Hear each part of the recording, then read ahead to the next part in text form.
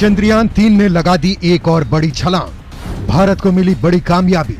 इसरो वैज्ञानिकों ने फिर 1000 सेकंड दबाया बटन और चंद्रयान-3 ने रच दिया इतिहास। 40,000 किलोमीटर प्रति घंटे से दौड़ते हुए धरती के आखिरी ऑर्बिट में पहुंचा चंद्रयान-3। चंद्रयान-3 पर इसरो ने दिखा दिया आर्टिफिशियल इंटेलिजेंस का असली करिश्मा। दोस्तों, इसरो से चंद्रयान-3 को लेकर बड़ी खबर आ गई है। इसरो वैज्ञानिकों ने 71,000 किलोमीटर पर राउंड कर रहे चंद्रयान-3 के इंजन को एक बार फिर से फायर किया है, वो भी लगातार 17 मिनट तक।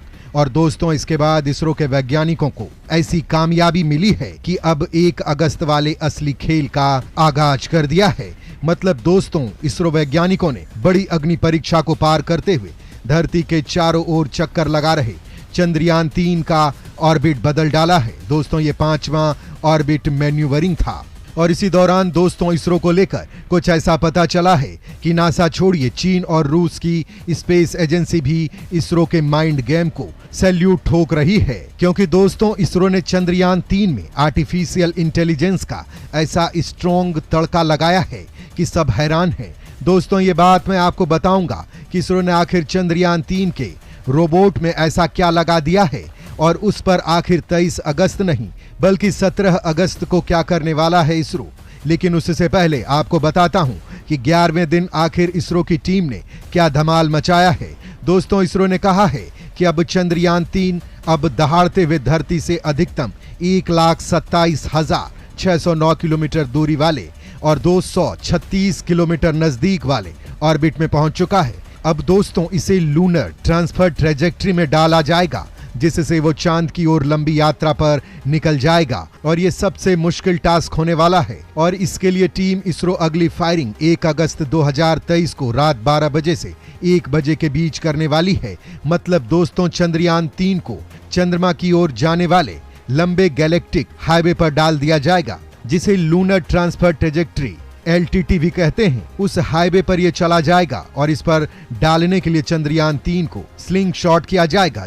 चंद्रयान-3 लूनर ट्रांसफर ट्रेजेक्ट्री में 5 दिन यात्रा करेगा। दोस्तों, बेंगलुरु के ISRO telemetry tracking and command network में बैठे वैज्ञानिक इस काम को अंजाम देंगे। फिर ये 5 से 6 अगस्त को चांद की ऑर्बिट को पकड़ने की कोशिश करेगा। एक बार चंद्रमा की ग्रेविटी फंसकर ऑर्बिट को पकड़ लिया तो उस पर उतरना आसान होगा। यह चांद की कक्षा में पहुंचकर चक्कर लगाना शुरू करेगा। चांद तक पहुंचने के लिए भी 5 बार मैन्यूवर होंगे, यानी इतनी ही बार इंजन को शुरू किया जाएगा। और दोस्तों, उसके बाद होगा असली एक्सपेरिमेंट, क्योंकि इसके बाद 23 अगस्त नहीं बल्कि असली मिशन तो 17 अगस्त को होने वाला है। इस दिन 23 अगस्त के दिन मून वाली लैंडिंग से भी बड़ा कुछ होने वाला है, जो वास्तव में डरा देने वाला है। क्योंकि इस दिन कुछ ऐसा होगा कि जहां गलती होने पर पूरा का पूरा चंद्रयान-3 मिशन बेकार हो जाएगा और चंद्रयान-3 चांद के बगल में से निकल जाएगा। यानी फिर चंद्रयान-3 कभी भी चांद पर लैंड नहीं करेगा।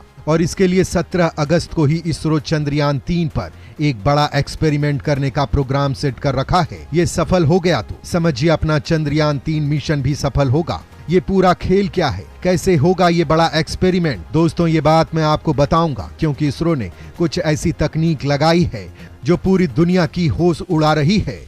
इसरो वैज्ञानिक ने चंद्रयान-3 को 1 लाख किलोमीटर की ऑर्बिट में इसलिए डाला है ताकि वह लूनर ट्रांसफर ट्रेजेक्ट्री यानी चंद्रमा की ओर जाने वाले हाईवे पर जा सके। लेकिन इस हाईवे पर जाने से पहले चंद्रयान-3 को कितनी स्पीड हासिल करनी होगी। आम भाषा में हम इसे स्पीड में समझते हैं, लेकिन इसरो वैज्ञानिक इसे वेलोसिटी के तौर पर गिनते हैं। जब चंद्रयान-3 को LBM-3 रॉकेट ने उसकी पहली कक्षा में डाला था, तब चंद्रयान-3 की गति 36,968.4 किलोमीटर प्रति घंटा यानी कि 10 किलोमीटर 269 मीटर प्रति सेकंड।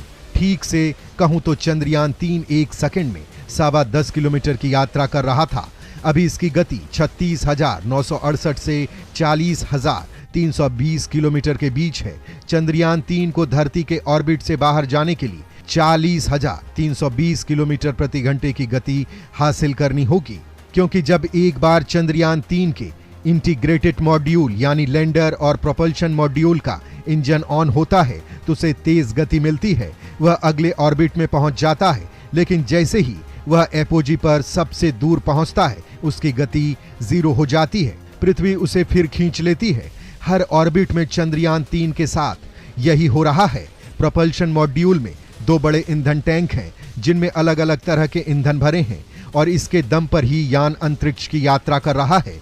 दोस्तों, अब आपको ये बताता हूं कि असली गेम कब और कैसे होने वाला है। तो दोस्तों, ये काम होगा आने वाली 17 तारीख को। दरअसल इसरो वैज्ञानिक इस चीज का इंतजार कर रहे हैं कि कब चंद्रयान 3 और चंद्रमा अंतरिक्ष में एक लाइन में आए, यानी एक ही प्लेन पर, ताकि यान सही समय पर चंद्रमा तक पहुंच सके। 17 अगस्त को इसरो वैज्ञानिक कोशिश करेंगे कि चंद्रयान 3 चांद की कक्षा को पकड़ ले, नहीं तो फिर 40,320 किलोमीटर प्रति घंटे की रफ्तार से चंद्रमा को बाय बाय बोलते हुए इसके बगल से निकल जाएगा और इसे वापस लाना मुश्किल काम है, क्योंकि उतने में तो इसका ईंधन भी बर्बाद हो जाएगा। लिहाजा दोस्तों, प्रोपल्शन मॉड्यूल में लगे छोटे इंजन की मदद से चंद्रयान 3 के इंटीग्रेटेड मॉड्यूल को पूरी तरह से विपरीत दिशा में घुमाया जाएगा, यानी 180 डिग्री का टर्न दिया जाएगा ताकि वह चंद्रमा के ऑर्बिट को पकड़ सके। दोस्तों, ये काम होगा चांद से करीब 84,000 किलोमीटर ऊपर। यहाँ से चंद्रयान की गति धीमी की जाएगी, फिर इसकी गति को कम करके चंद्रयान 3 के लैंडर मॉड्यूल को 100 × 100 किलोमीटर के गोलाकार कक्षा में डाला जाएगा। फिर 23 अगस्त को प्रोपल्शन मॉड्यूल गोलाकार ऑर्बिट में घूमता रहेगा, जबकि लैंडर 100 × 30 किलोमीटर की कक्षा में आते हुए अपनी गति को कम करके 8,568 किलोमीटर प्रति घंटे से कम करेगा। चांद की कक्षा को पकड़कर रखने के लिए किसी भी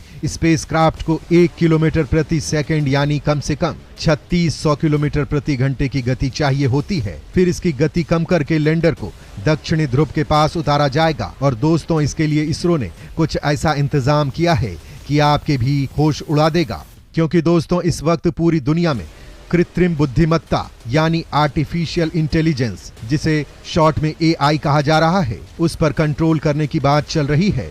UNSC में मामला उठ चुका है कि आर्टिफिशियल इंटेलिजेंस आने वाले दिनों में इंसान को गुलाम बना लेगी। लेकिन दोस्तों, इसी बीच जो खबर इसरो से आई है, जो आपको बाग बाग कर देगी, क्योंकि इसरो ने चंद्रयान 3 के अंदर रोबोट फिट किया है, तो दूसरा गगनयान के लिए बना डाला है, जो चांद के फॉर साइड में यानी अंधेरे वाले पार्ट में उतरते वक्त खुद डिसीजन लेगा। इसरो की किसी भी कमांड की जरूरत नहीं पड़ेगी, क्योंकि ये सब कुछ अपने दिमाग से करेगा। और इसके दिमाग यानी सॉफ्टवेयर को इतना स्ट्रांग बनाया गया है कि इसकी एल्गोरिथम को देखकर ही नासा के वैज्ञानिक भी टाइम से पहले ही इसरो की तारीफ करने लग गए हैं। अब ये दिमाग ही असल में चांद पर उतरते टाइम देखेगा कि सामने पत्थर है, उबड़ खाबड़ जमीन है या कोई बड़ा क्रेटर। वो खुद ही हर किसी पॉसिबिलिटीज के लिए तैयार रहेगा और इसे डिटेक्ट करते हुए उसे सेकंड के 96 हिस्से में ही डिसीजन ले लेगा और इसे बाईपास कर देगा। दोस्तों, ये पूरी की पूरी प्रोसेस को साइंस की भाषा में डीप मिशन लर्निंग का नाम दिया जाता है, जो AI तकनीक का आगे का पार्ट है। मतलब दोस्तों, चंद्रयान 3 का जो रोबोट है, उसमें एक बहुत ही तगड़ा कंप्यूटर लगा है और इस पूरी की पूरी मिशन को हर बात पहले ही सिखा दी गई है कि क्या करना है, क्या नहीं करना है, क्योंकि उस वक्त चंद्रयान 3 को इसरो के वैज्ञानिक खुद कंट्रोल नहीं कर पाएंगे, क्योंकि चांद तक सिग्नल भेजने में ही टाइम लग जाता है और कई बार सिग्नल में रुकावट भी आ जाती है और वहां का पूरा खेल ही सेकंड नहीं बल्कि मिली सेकंड में हो जाता है। चंद्रयान 2 के दौरान भी ऐसा हो चुका है। लिहाजा जो भी प्रोसेस है वो चंद्रयान 3 रोबोट में फिट कर दिया गया है। मतलब चंद्रयान 3 के अंदर आर्टिफिशियल वाला ऑटोमेटिक ब्रेन लगा दिया गया है, जो खुद ही वहां पर लैंड कर सकेगा। दोस्तों, जब हमने चंद्रयान 2 की लैंडिंग करवाई थी, तब ये क्रिटिकल AI तकनीक इतनी डेवलप नहीं हुई थी, लेकिन अब भारत बहुत आगे जा चुका है। अब चंद्रयान 3 के अंदर बहुत ही एडवांस डिटेक्शन और एवॉइडेंस सिस्टम लगाया गया है। मतलब इस बार स्कैनिंग के लिए स्टैटिक इमेज के साथ ही लेजर तकनीक भी लगाई गई है, जो पूरी तरह से AI बेस्ड है।